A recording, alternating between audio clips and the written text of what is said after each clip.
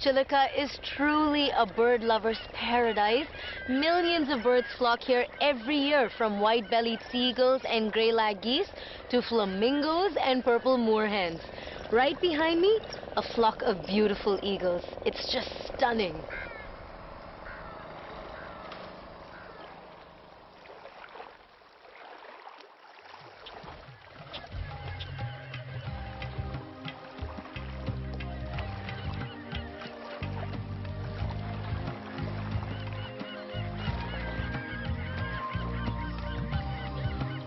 Chilika is designated as a Ramsar site, or a wetland of international importance. This place is home to over 200 species of fish, as well as a huge variety of aquaflora and non-aquatic plants. What I love about Chilika? The fact that there's tiny islands all over the place. This here is Beacon Island, and it's an architectural marvel in its own right. First, it's built on a submerged mass of rock. And second, it was built while the water level was as high as it is today.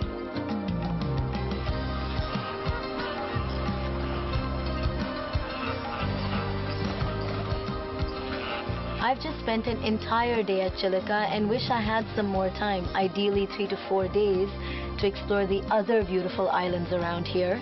But today, nonetheless, was absolutely lovely, really relaxing.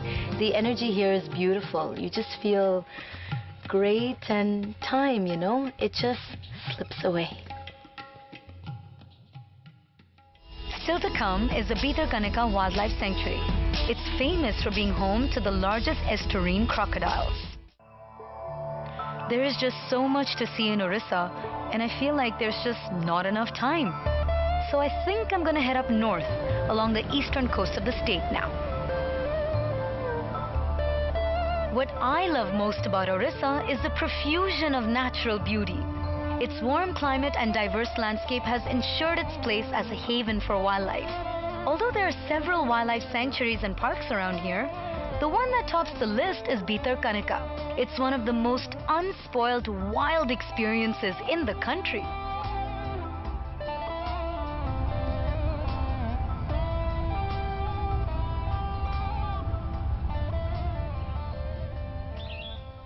Watching the spotted deer and the monkeys in their natural habitat is so wonderful. In fact, there are many reasons why the Bhitarkanika Sanctuary is a hot favorite with naturalists. To begin with, it is the largest mangrove forest in the entire country after the Sundarbans. It's also really famous for being the nesting ground for millions of endangered olive ridley turtles.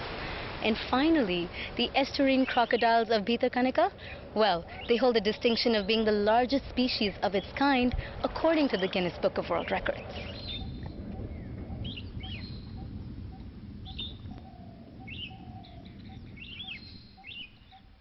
There's a croc. Oh, wow. It's nesting time, so you can see a lot of them with their babies. Today, it's sunny and beautiful, and since the tide is low, I can actually see many crocs sunbathing on the banks. Some are over 6 meters in length, but they're pretty shy creatures.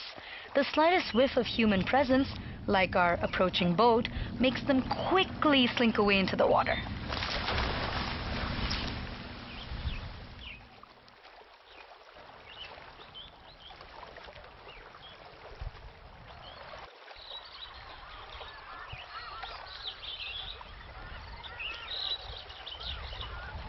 Meandering through the creeks in Bhitarkanika is quite an experience.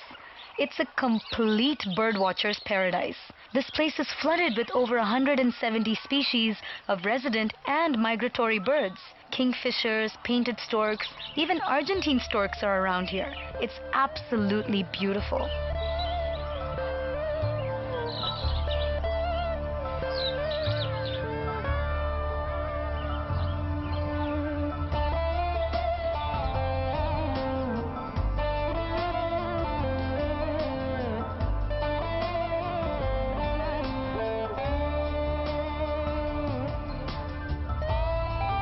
Yesterday was fun, but I spent most of my time exploring Bhitarkanika by boat. Today, I want to do something different. So I'm going to go for a nature walk on one of the islands.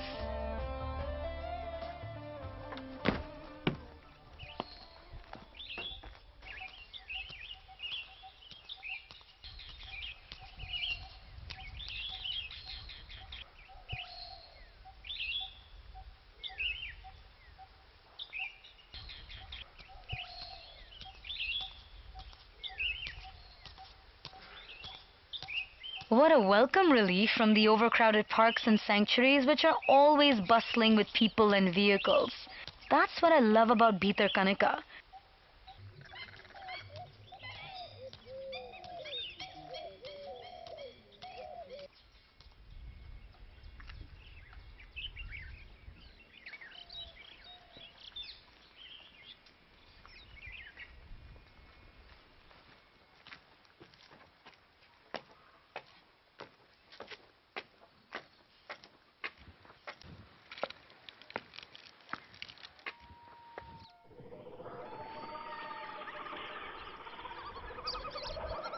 From here I can see how vast and dense this jungle is. I can't imagine how much wildlife is actually hidden inside the jungle.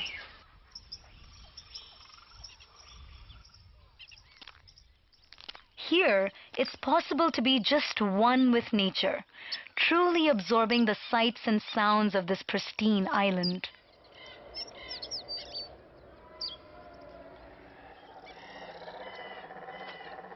Apart from being nature's treasure trove, these mangroves provide amazing protective functions.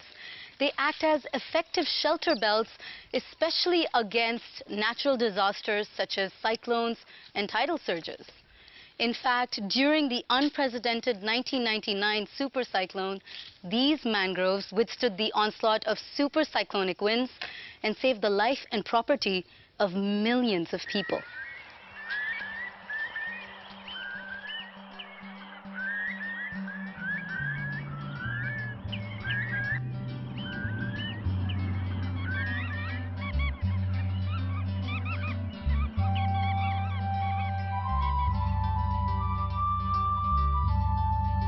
Could have easily spent more than a couple of days nestled in nature in Bhitarkanika, enjoying the wildlife, the weather. I definitely have to come back. It's the perfect place to reboot and rejuvenate. Up next is a colorful weavers' colony, followed by an exploration of ancient Buddhist excavation sites.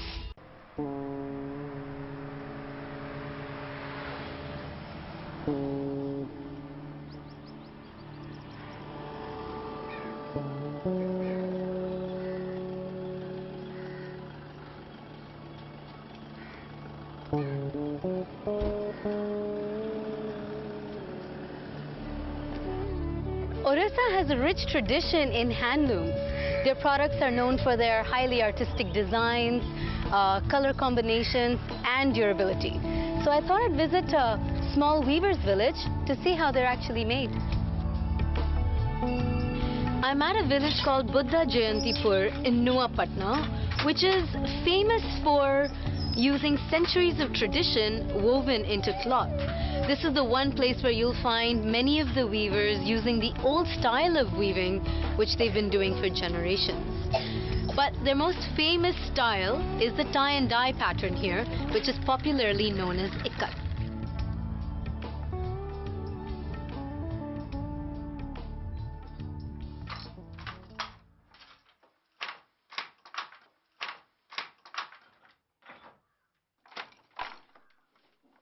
This community of weavers are also closely linked to the Jagannath cult. In fact, one of the specialties of this village is the very rare inscribed Geet Govinda textile. The Geet Govinda, by the way, is a lovely and romantic rhyme about the love shared between Lord Krishna and Radha. This rhyme is considered extremely dear to Lord Jagannath, who is a form of Krishna. Every night, the deities at the Jagannath temple in Puri are dressed in a special Geet Govinda shawl, on which phrases of this rhyme are woven.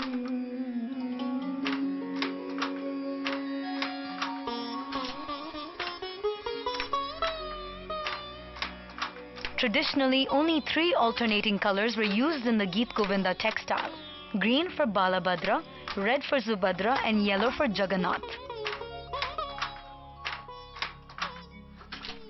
It's really fascinating to see how most of the roots of the art, dance, and culture in Odisha can be traced back to Lord Jagannath.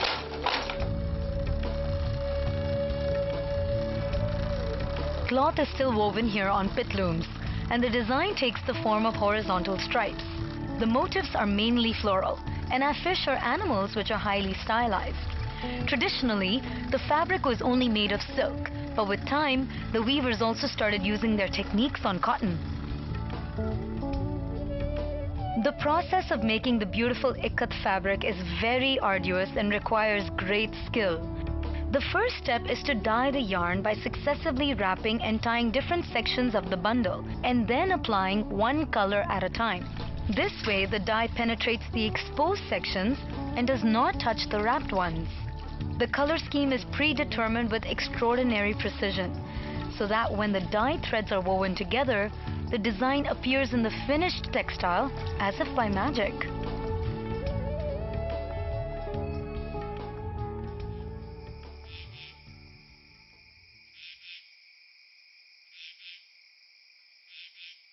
Orissa has so many historical and cultural little jewels, but the three excavation sites of Lalitgiri, Ratnagiri and Udaygiri are supposed to be amazing.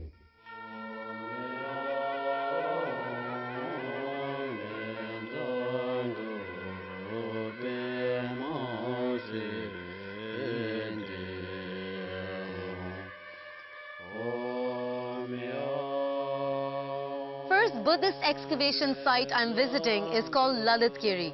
It dates back to the 1st century. It climbed up the ladder of sacred importance during the 1980s when relic caskets were found inside a stupa. Many people believe that the fragments of the bone that were found inside these caskets were that of the Lord Buddha himself.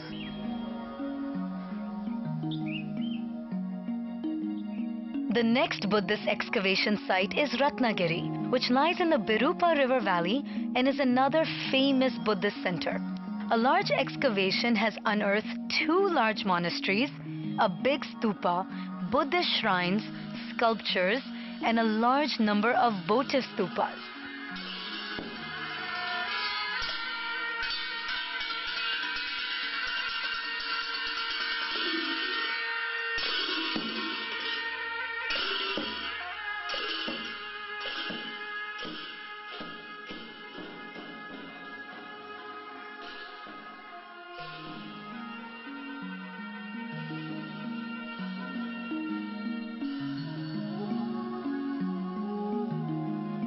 It's here that archaeologists have also dug out a rich crop of ancient artifacts.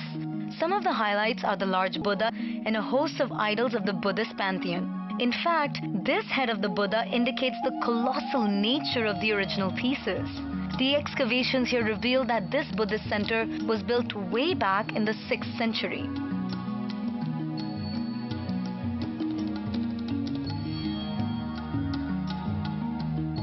Both Ratnagiri and Udaygiri belong to a much later phase. In the beginning, this was an important center of Mahayana Buddhism. But around the 8th century, this became the nucleus of Tantric Buddhism. And that is when it spread to other parts of India and around the world.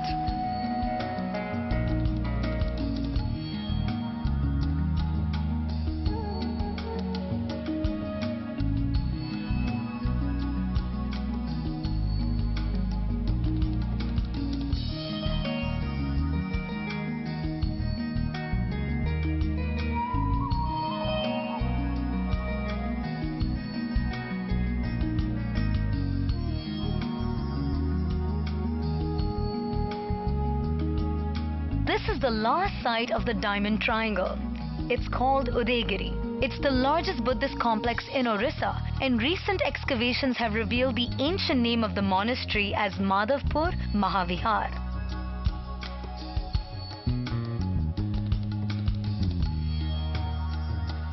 Chronologically speaking, the Udaygiri Buddhist complex was built after Ratnagiri and Lalitgiri. These monasteries probably flourished between the 7th and the 12th centuries.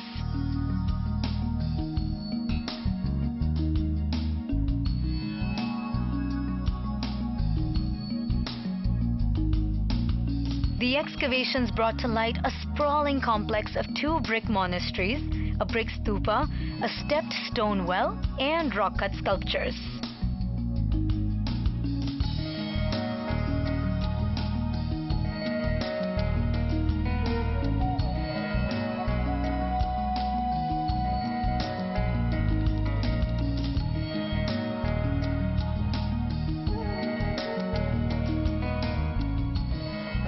highlight of this trip is visiting sites where Buddhist life and culture flourished hundreds of years ago. Broken pieces of sculpture in ancient ruins are unbelievably exciting.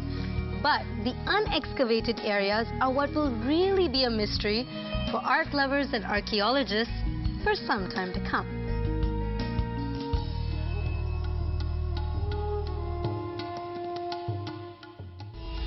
Stay tuned. My journey comes to an end with a visit to one of Odisha's most unique tribes, the Santals.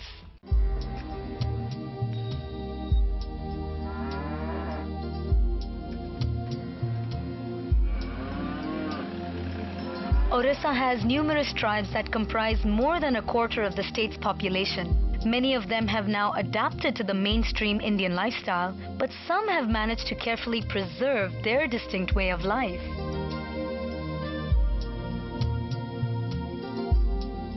I'm traveling through Kionja right now, which is predominantly a tribal region.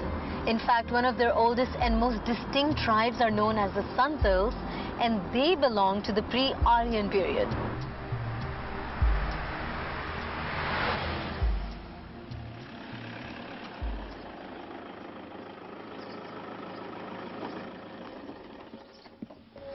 Namaste. Namaste. क्या हाल है?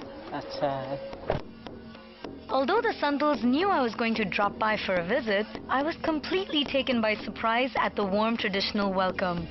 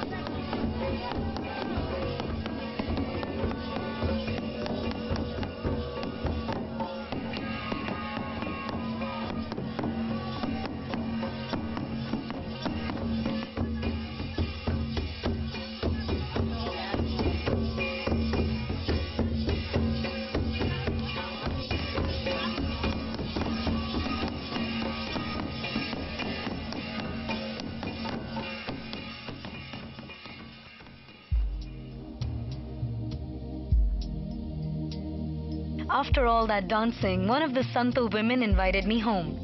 She had a simple place which was really neat and pretty. It was built in the traditional style and color scheme. The colors were all natural, black made from local stone, and yellow and brick red made from the local soil, which is very rich in iron ore.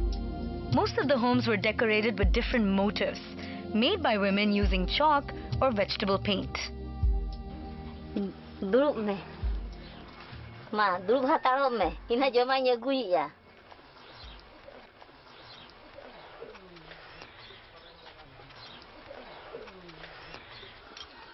Nda onu muda dulu. Ibu, gila bina hana fitri re odok le. Maka ana ma topaan ha. Dan wa gila ko do. Bes daralam bodo ja. आप क्या बना रहे हैं? Bodo jandi bina ya. Nado nyu ya aboge. Aboy. Hache moy. This is a really interesting moment right now because they don't understand any language I know, Hindi or English. I don't understand the local dialect that they're speaking. So we're having a very interesting communication happening. Okay.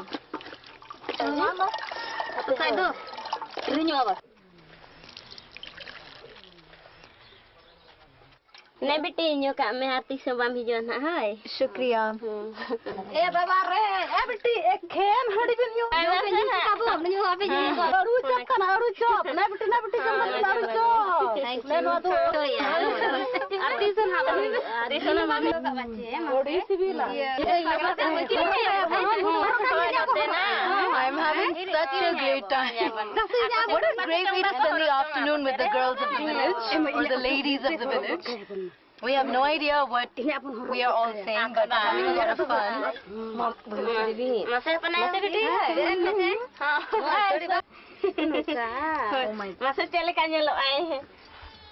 बाजार ले किरिया का बाजार से है बहुत अच्छा है अड़ी ना पाए So sweet. They brought out, I think, one of their fanciest sarees. मां उतर बे आपका चूड़ी अच्छा है. Okay, ठीक है. नो नोड़ता ये क्या नो लेना काम भी तू वो पढ़ा शीशा है? शीशा है? दिखाओ शीशा. Mirror.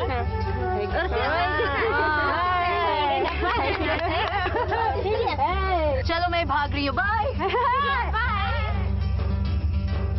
Orissa was absolutely amazing. It stretched and satiated my wanderlust to the hilt. There are beaches, wildlife, heritage, art, culture. It has everything rolled into this one state. So if you're bitten by the travel bug and you're wondering where to go, pack your bags and head to Orissa, the divine land.